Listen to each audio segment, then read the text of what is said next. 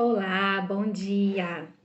Hoje nós vamos fazer a leitura do Evangelho segundo João, capítulo 15. E o título aqui na minha Bíblia está A Videira e os Ramos. A gente já viu, né, as 6 declarações de Jesus, falando que ele é o Cordeiro, né, que tira o pecado do mundo. Ele é a luz do mundo, né?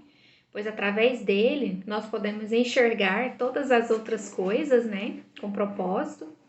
Ele é o bom pastor que conduz as ovelhas, né? No caminho de vida eterna. Ele é a água que mata a sede, onde você nunca mais sentirá sede e de você fluir rios de água viva. Ele é o pão da vida para quem tem fome, nunca mais sentir fome, né? E ele é o caminho que nós vimos na semana passada, o único caminho, né? A verdade e a vida que leva ao Pai. Então, nós vamos começar aqui o capítulo 15, já com a 7ª declaração de Jesus, dizendo: Eu sou a videira verdadeira e meu pai é o agricultor. Aqui ele está fazendo uma referência lá a Gênesis 2:8, né? Depois você vai lá e dá uma olhadinha. E aqui já eram os últimos dias antes da crucificação de Jesus. Judas já não estava mais ali, né? Então Jesus ele estava falando aos verdadeiros discípulos, os que permaneceram nele, com ele, né? Sobre o discipulado saudável através de uma metáfora. Verso 2, então.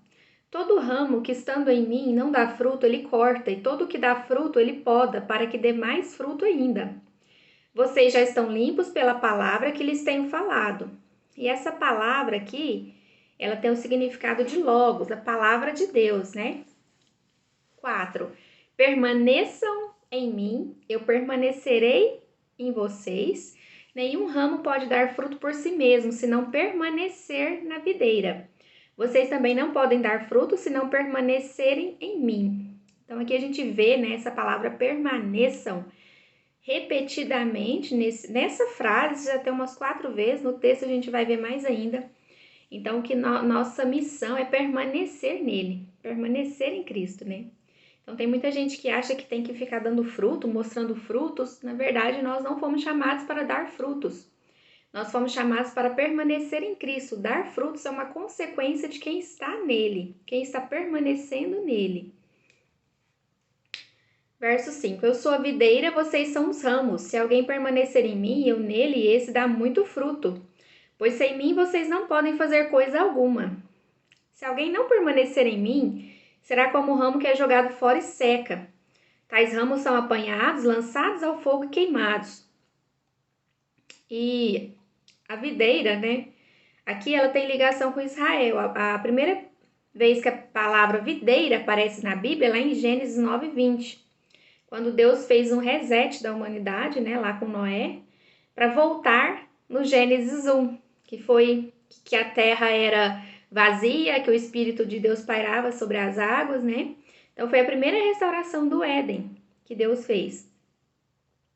E a gente, trazendo para vocês também lá em Salmos 80, verso 8, Isaías 5, fala que Israel é a videira que Deus plantou e que não frutificou como deveria. Por isso, a vinda do Messias.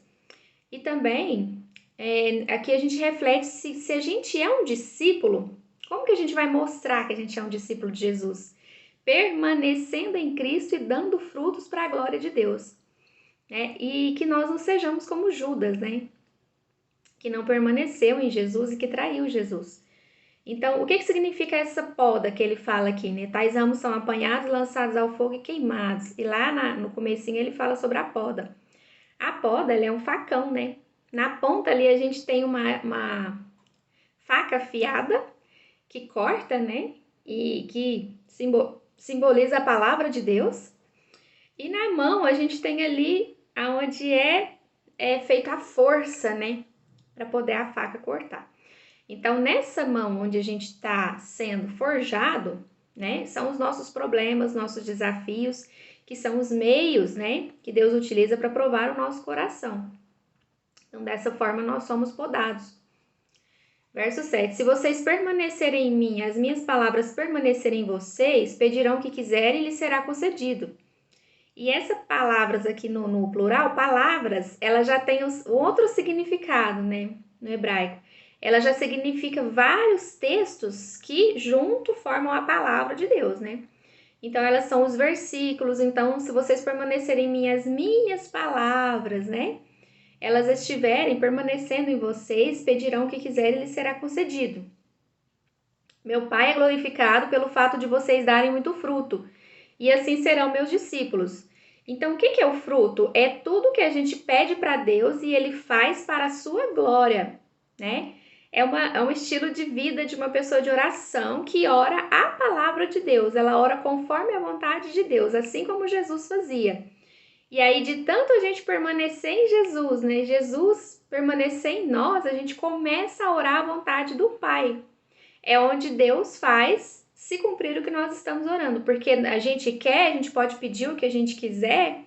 Claro que não, né? Não é de acordo com o nosso ego, com o nosso egoísmo, com o nosso orgulho. É de acordo com a vontade de Deus. Então, é quando você ora a palavra de Deus. Quando você está tão cheia dos versículos, dos textos, da Bíblia, que você começa a orar a vontade do Pai. E aí é quando acontece, né? Os frutos para a glória de Deus. É sempre para a glória de Deus. Verso 9. Como o Pai me amou, assim eu os amei. Permaneçam no meu amor. Se vocês obedecerem aos meus mandamentos, permanecerão no meu amor, assim como tenho obedecido aos mandamentos de meu Pai, e em seu amor permaneço. Aqui fala novamente a linguagem do amor, né, de Jesus, que é a obediência. Então, se a gente ama, a gente obedece à vontade do Pai, né? E no 11, tenho-lhes dito essas palavras para que a minha alegria esteja em vocês, a alegria de vocês seja completa. Mostra que existe prazer na obediência, né? A alegria dele está em nós. O meu mandamento é este: amem-se uns aos outros como eu os amei. Ninguém tem maior amor do que aquele que dá a vida pelos seus amigos. Vocês serão meus amigos se fizerem o que eu lhes ordeno. Então Deus, ele não é nosso amigo. Tem gente que pensa assim, ai, Deus é meu amigo, né? Ele vai fazer o que eu quiser. Não. Nós somos amigos de Deus. A Bíblia fala que nós somos amigos de Deus. Mas Deus não é nosso amigo.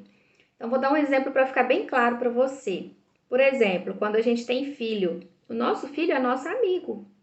Mas nós não somos amigos dos nossos filhos, porque nós temos responsabilidades maiores, nós temos autoridade sobre a vida dele. E nós temos responsabilidades de cuidar, de proteger, fazê-los amadurecer.